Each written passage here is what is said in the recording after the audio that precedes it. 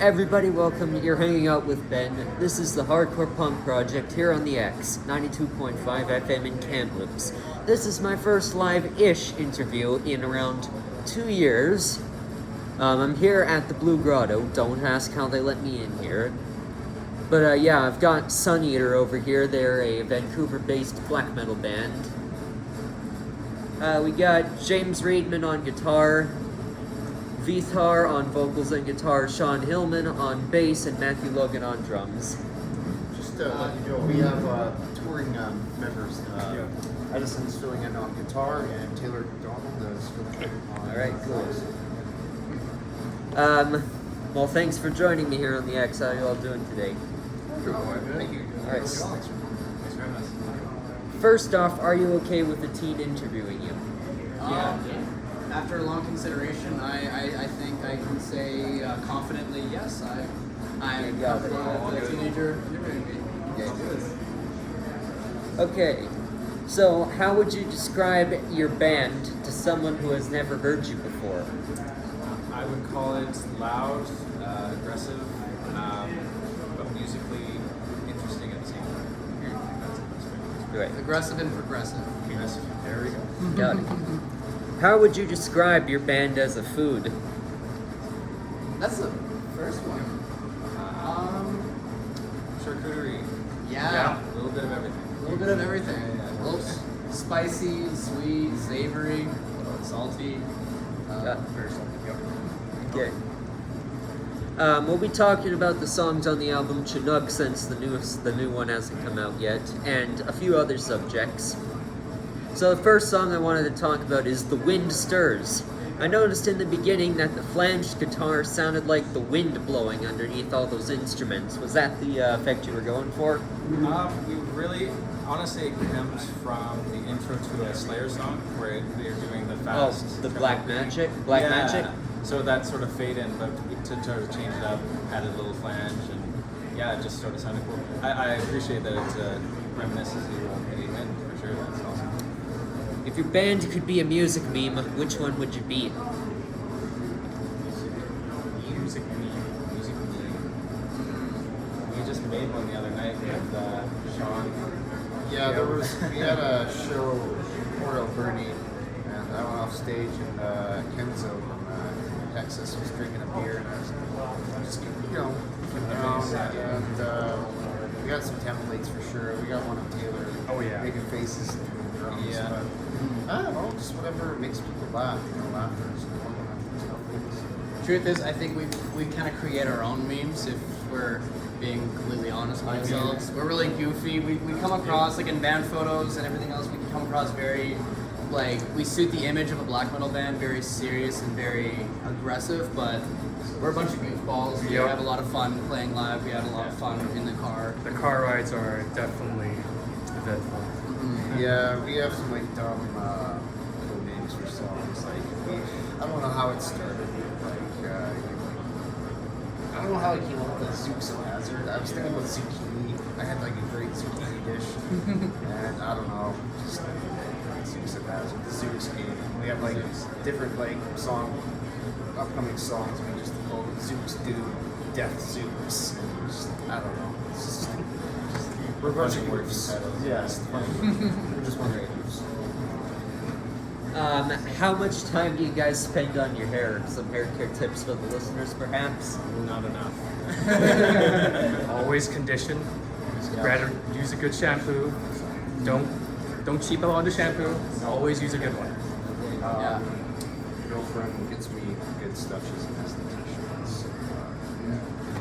Mine is much easier. I just basically like shampoo, conditioner if I really want to get really fancy with it. And then as soon as I'm out of the shower, I don't dry it too well. I just throw a bit of like a hair gel into it. It's like a soft hold kind of thing, so it's not like, super slimy and sticky. It just like sends it back and then kind of keeps its hold. I throw a hat on and boom, it's like it's not going anywhere. So it's not enough. It's like basically it's long enough I can bang my head and throw some hair around, but it's not getting in my mouth when I'm drumming. So that's that's the main priority when I'm drumming is staying alive. In your style of music, what are your opinions on floating bridges? I just picked up a new Jackson Rhodes. It does have a floating bridge, so I'm definitely looking to do some wanking on the next one for sure. They are a pain to set up and a pain to do strings, but there's, they do things that other bridges can't do, right? So. Yeah, I love the floating bridges, but for touring purposes, I went for a hardtail because you break a string on stage, well, changing a floor, you're gonna be missing a couple songs. Yes, absolutely. Less points of failure, I'd say. Your go-to guitar tuning. Everything is in D right now. D step, Yeah. It's definitely. Can you tell us 2 things on your bucket list, all of you? Tour Europe, tour the West Coast. That'd be pretty awesome. Just keep going and make more music, get out there and play for people. It's only a few dates in the tour so far. We're just having a blast. I would also like to tour Europe. I think doing the festivals out there would be really cool. Yeah. But I also want to see Japan. So I think Japan's the other one that I really want to do for sure. Yeah, it's fair to say that our bucket list is definitely like music-based, touring, playing festivals. I definitely want to meet some of my idols and like really spend time with all of these people that have like influenced me and people I've looked up to, and then kind of reach a point where I can see eye to eye with them and like be really level. So yeah, it's just living for the grind is really just all it's on my bucket list. I wanted to do an Asia tour, at least at one point in my life, and much like these guys, just like do a crazy festival at one point. So, If you guys were to make a good reality TV show, what would it be about? Being in a local band. Being a local 100%. There can be drama, there can be some spice and some seasoning in there, but then it all kind of wraps up with us kind of getting along, sort of. I do love music documentaries and stuff. So that whole thing, bands and bands, music music, and All right. How about a game show like Metal Mayhem or something like that? Family Feud. guess the guitar solo or something like that. That'd be cool. All right. No. Can't think of it. It's a tricky one. Track 2 is The Consequence of Fear. I like the shifts in the music, how it goes from more to less and then back again, keeping the listener engaged. What do you have to say about this one? I think that's exactly right. We really want to have a few, generally in the beginning of the album, that sort of just kick ass right away. So yeah, we put the bangers out front, we go fast and hard, and then I also like my choruses to be memorable and sort of big. So that's sort of the meshing of the two for sure. And that was the most fun for me to learn on drums, was the mix of the blast beats, and then there's like progressive grooves, and then we have the chorus where Matt's like incorporating a lot of ghost notes, a lot of like paradiddle work, which is like encompassing a lot of rudiment grooves. It took a lot for me to actually nail that part down, so I was really proud of being able to play it properly. So kudos to Matt for writing those parts out for sure. All right. 10 minutes alone in a room with one of your biggest musical influences. Who would it be and what would you talk about? Sure. Well, he's no longer with us. I would love to meet Sean Malone, but rest in peace. He was a huge influence on me, especially with fretless bass. I would like to say Jerome Paul Fessling, who's played with Obscure and Pestilence, or Steve DiGiorgio. Those guys are really huge influences for me. We just talked about fretless stuff. Always want to improve and get better at it. It's fun to see. I would love to, again, rest in peace. I would love to speak to Alex Leo. Ask him about nail polish. See where he gets his. But he's huge for me getting into extreme metal and everything else. So I'd love to pick his brain on how he writes his solos, what he thinks about when he's doing them, and everything about how he structures his music. For sure. Yeah, similar with these guys. It would be Joey Jordison from Slipknot, and just like for the same reasons of like being the first musician to like really kind of open my mind to extreme music, extreme metal drumming, and I would just bullshit with him about like different drumming techniques when it came to his wrist, fingers, kick pedals, settings, and all kinds of stuff. You know, he was a genius for his time and an incredible drummer. So. Hide from X Japan, who was Saturday night with us. He's a sort of X Japan is like the sort of biggest unknown Japanese band like in North America kind of deal, and I remember seeing him like in videos and I was just hooked. And he's just seeing them and like how his style, the way how he composes his guitar solos, how he writes, how he conducts himself on stage. It's an inspiration. I really want to just like dig deeper as well. So. Now, the same artist, if they were to cover one of your songs, which one would you want and why? Oh, let's sing like bass player. I would say just listen to the track and do whatever you want to do with it. I don't know if I'm answering this question right, but yeah, I would love to see their take and learn from them. I mean, definitely one of the faster ones, probably Wins, maybe, because it's kind of thrashy. But yeah, I mean, I'd love to see, again, sort of wipe out James' solo for a second and see what he would do. I think that would be really cool. But yeah, totally. I think Wins is probably my pick for Alexi then. Yeah, if Joey Jordison were to cover a SVNEATR song, I'd love to see him do Erasure, just because there's a lot more speed, there's a little more endurance with the kick pedals, so I feel like he would even do it like, you know, the triplet 16ths of the tempo we play it at or something ridiculous like that, and just the way it slows down into the heavy groove, like that's what he was like, where he was really strong, was like from speed to groove to speed to groove, so that would basically encompass his energy, and obviously he would just fly with it, no problem. He's windmill.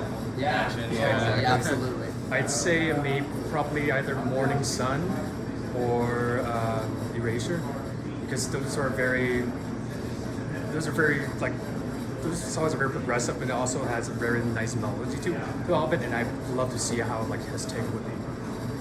I forgot to name my song. Probably be either Lavender or Morning Sun.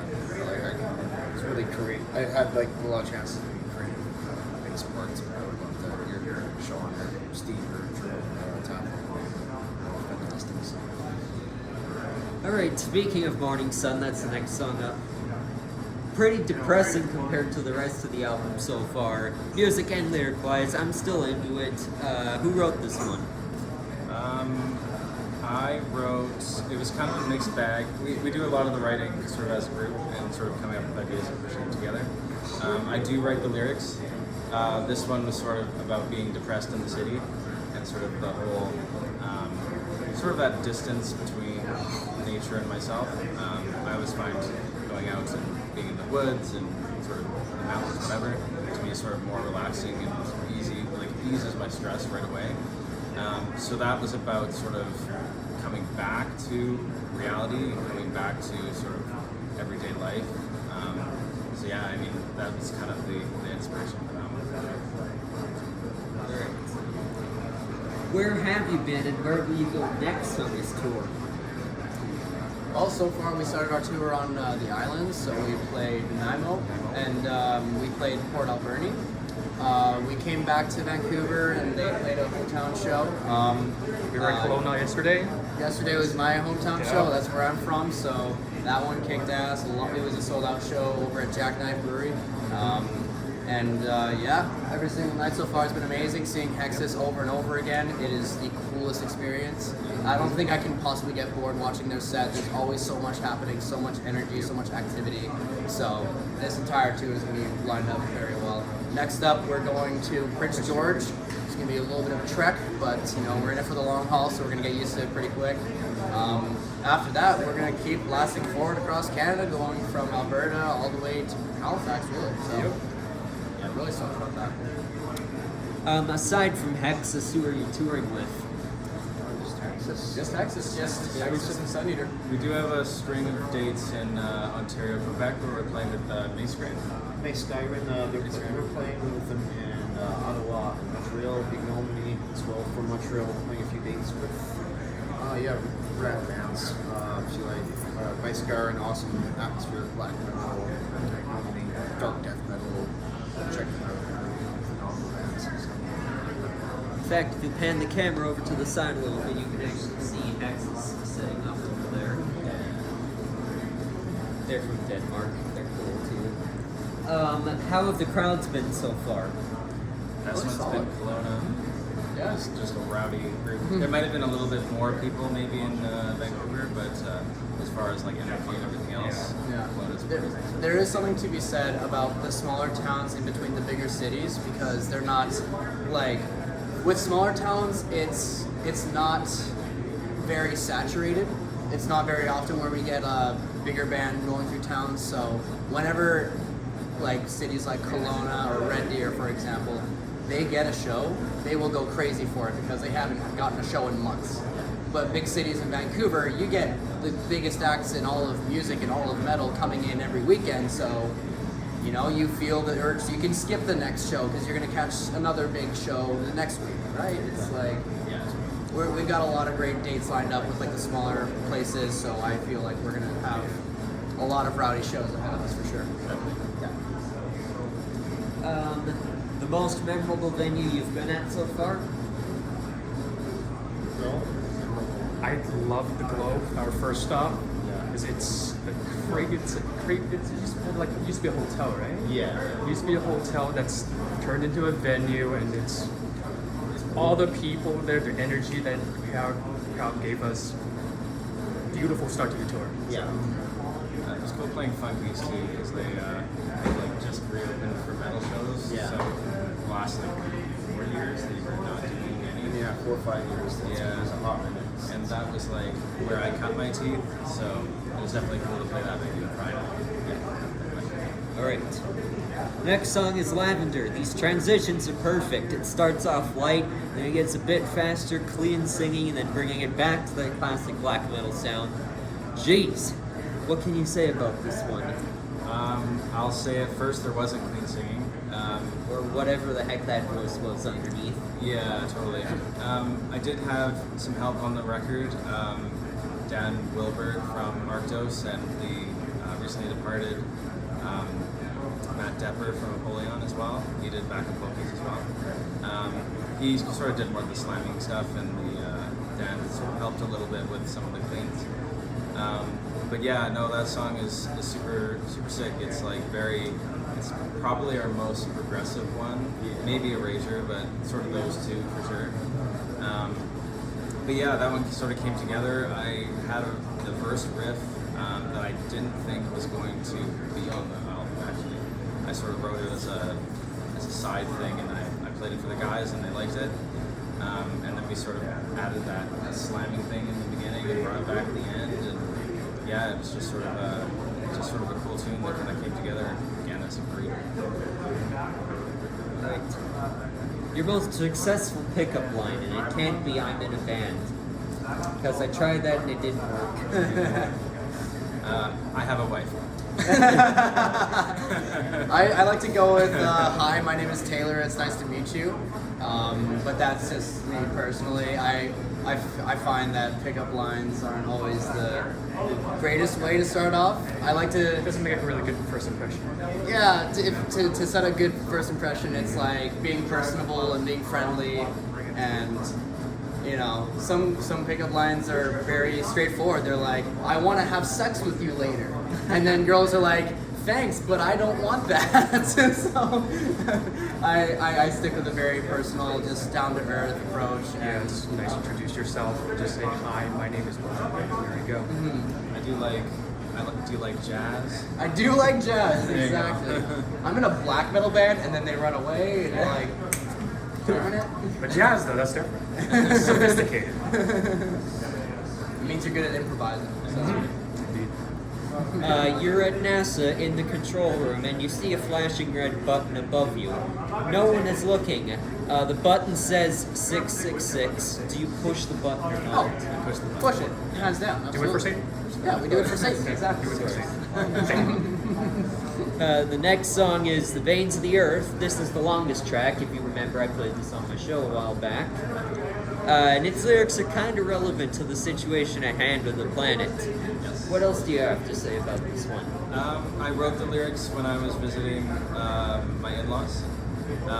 That was during sort of one of the times where there was all the wildfires and everything else, so the smoke was kind of everywhere, and like, I kind of wrote it in response to that, and some of the other protests that were going on at the time over the pipeline that was extended in BC. But yeah, I mean, it's sort of a protest song in a sense. But yeah, it was just supposed to be the most, it's probably the most atmospheric of the album as well. So yeah, we kind of kept that theme, and yeah, I had that riff at the end, the sort of galloping Bathory one, and yeah, it's a really cool tune, for sure. Alright. I hear you'll be releasing a new album soon with Prosthetic Records. What can you share about it without going too into detail?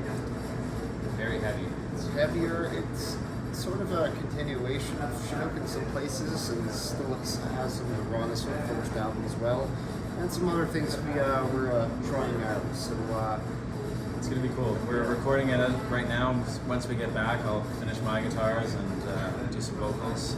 Hopefully James, while he's at home, is doing his, but we'll see. But yeah, no, it came together really quickly.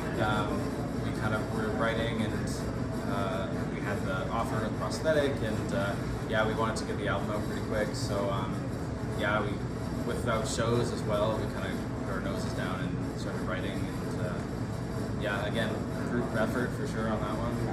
Everyone sort of has their moments and their songwriting styles and everything else, and it blends together so well. So. As a Canadian artist, do you feel that it's hard to have your music recognized internationally? Maybe. It's harder to do this sort of touring thing, I think. The spaces between shows are quite a bit farther. The other thing too is that, like, to go to the States you need a visa, to go to Europe you need a visa, you need to, do some custom stuff, and it can be a little daunting. But yeah, I mean, I love where we live, and I'm super happy to be sort of representing Canadians in metal as well. Okay. What got you started into metal? My stepdad, he went and saw Van Halen without me when I was 12, and so I was jealous. And he actually flew me out to Idaho to see them, which was really cool. But seeing him on stage and seeing him shred, I got a guitar shortly thereafter. Everything else was about, I saw metal as the most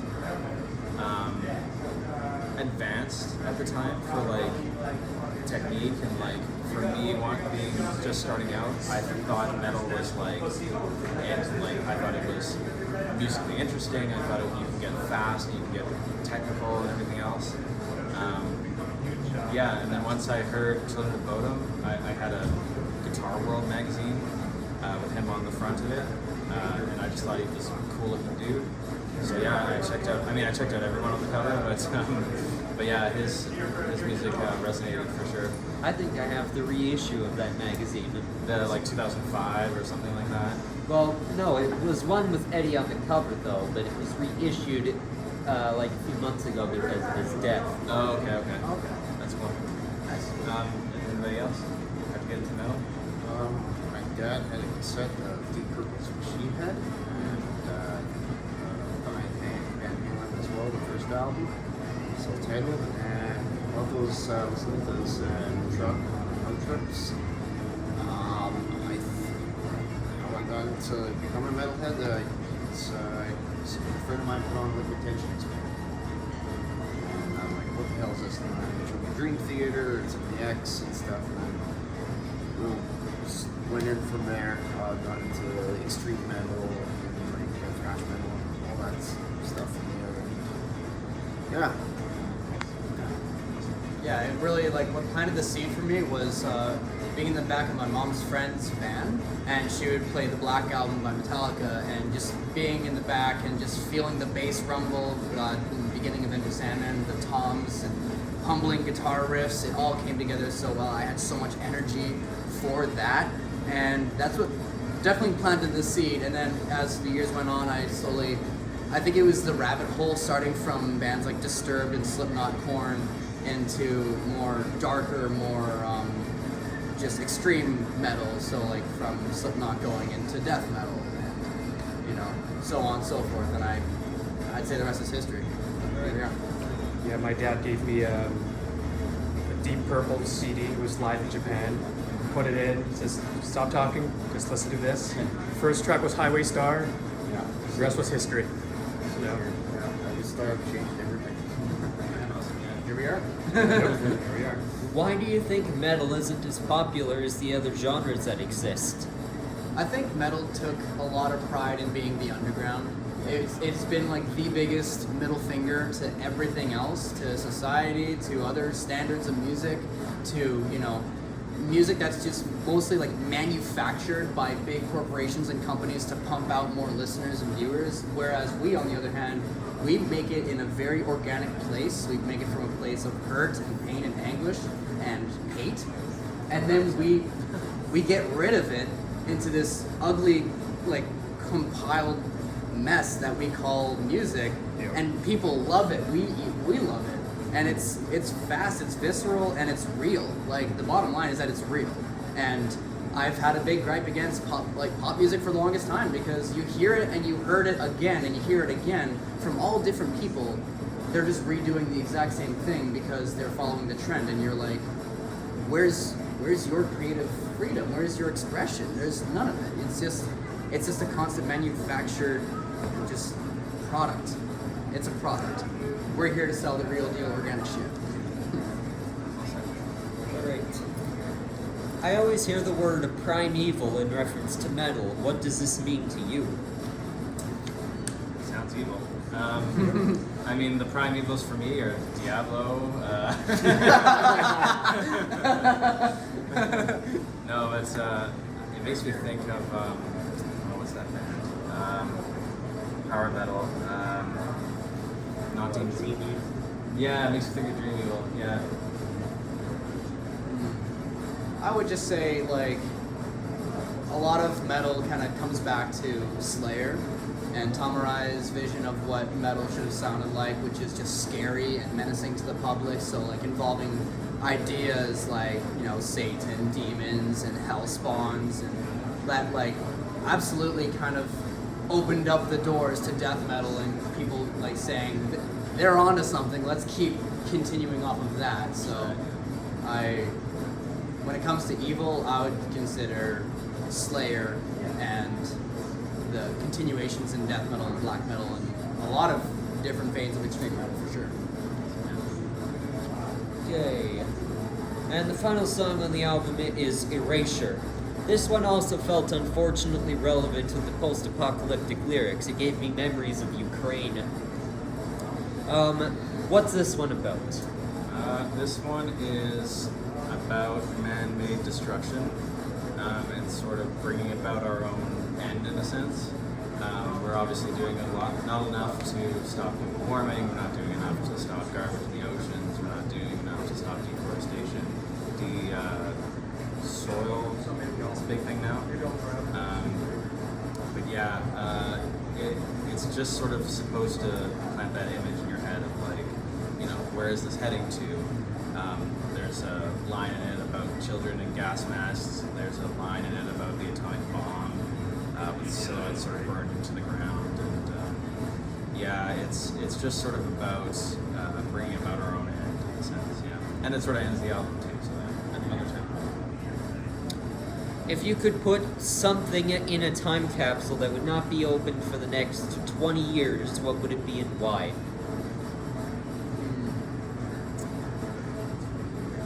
A sunny year, sure. I'll put the album.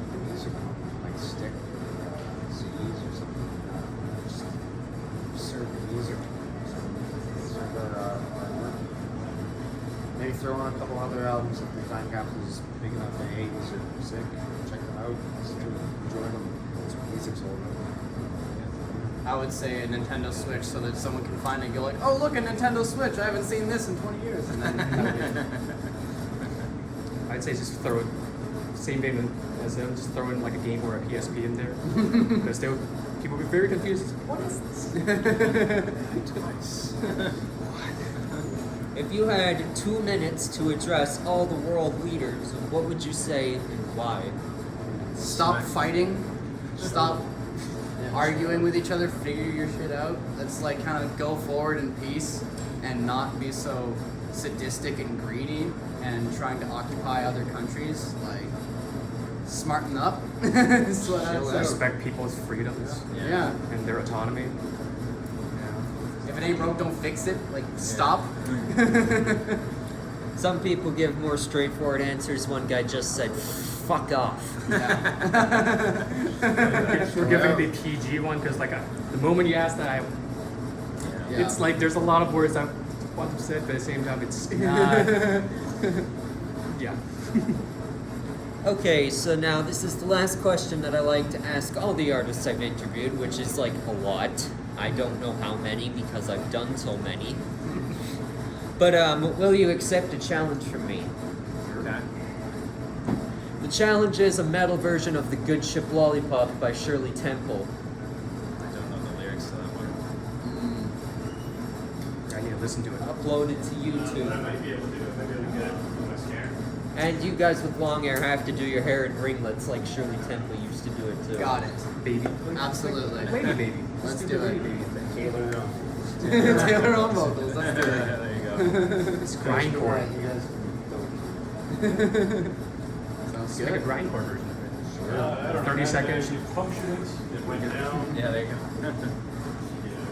Well, that will be all, I guess. Thanks for joining me here. Thanks so much for Thank you for having us. I us. appreciate It's it. been a pleasure. Great. Thank you.